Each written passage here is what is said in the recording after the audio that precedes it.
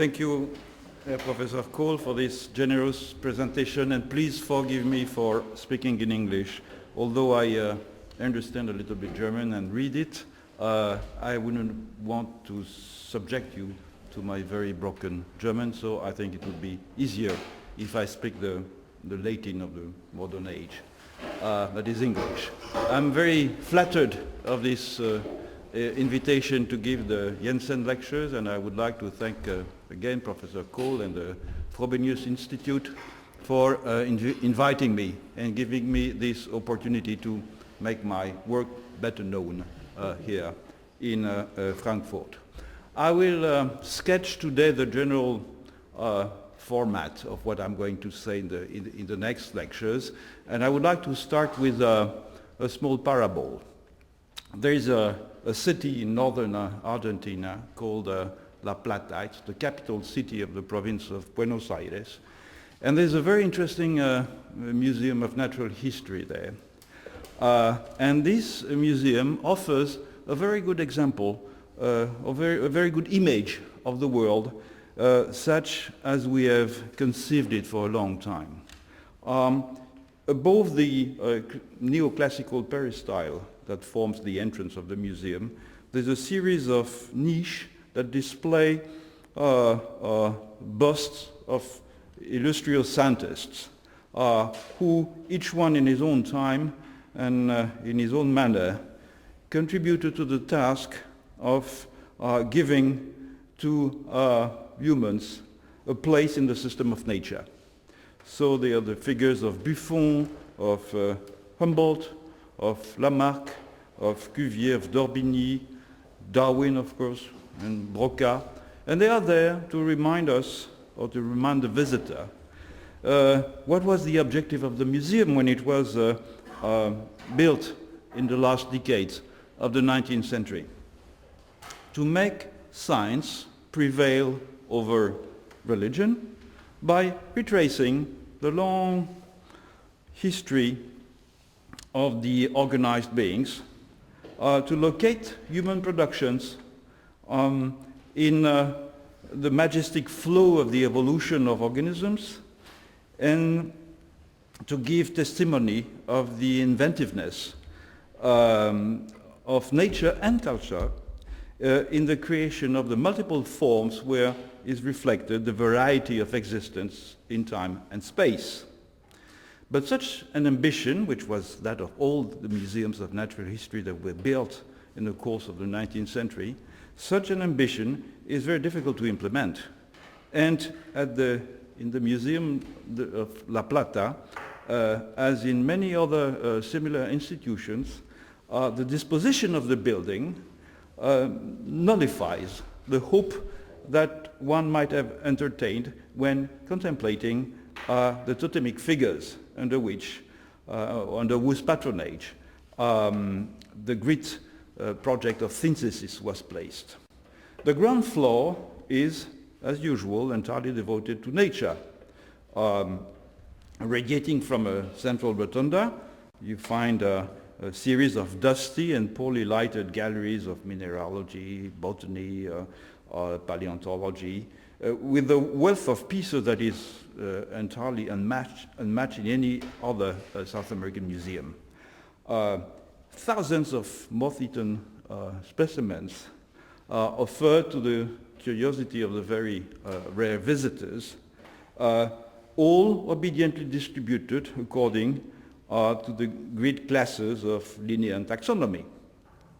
And one has to climb to the first story, to see humans, or more exactly, the scattered residues of the material culture.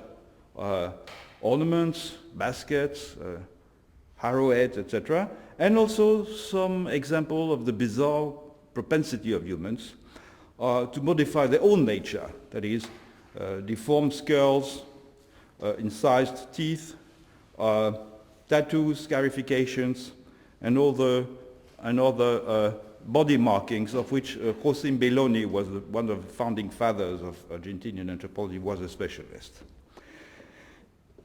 Due to the localization of the museum, South America, South American people predominate tribes. So at the story of culture, however, the classifications do not possess anymore the splendid rigor that characterizes the organization of the exhibits in the ground floor.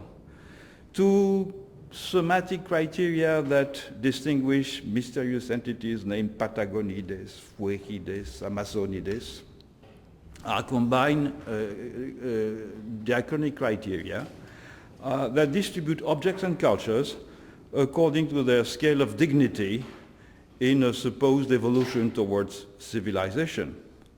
The nicest galleries, the greatest pedagogical efforts are devoted to Andean textiles and ceramics, while the poor tokens of wood and fiber left by the tribes of the forest and the savannas find themselves confined to rickety glass cases and very laconic notices. So the message is very clear. Here still reigns a confusion, an obdurate diversity that ethnology has not managed yet to unravel, with the systematicity that has been the case of how the systematicity that the sciences of nature managed to attain.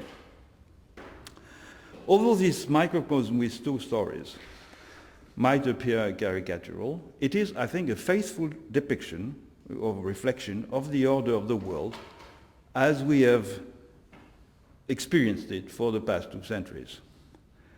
Upon the majestic substructure of nature, with its patent subdivisions, its unequivocal laws, and its very circumscribed limits, rests the Greek house of cultures, the Babel Tower of languages and usages, the human nature incorporated into the huge variety of its contingent manifestations. True, many sound minds agree to view in this bizarre building an illusion of perspective.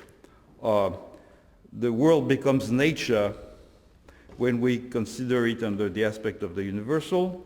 It becomes history when we examine it under the aspect of the particular. In other words, in the terms of Friedrich Rickert, was one of the first to theorize the epistemological consequences of this cosmology with 2 planes.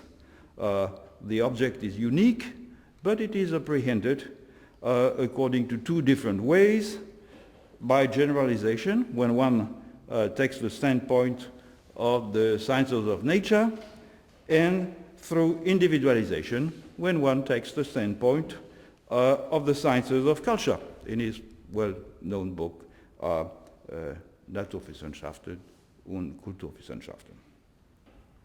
But this is a Kantian subtlety, a Kantian subtlety which is of little help in our daily judgments, in this ontological classification that we operate at any time with the automatism born out of a very long interiorization of the naturalist scheme, or of the dualist scheme.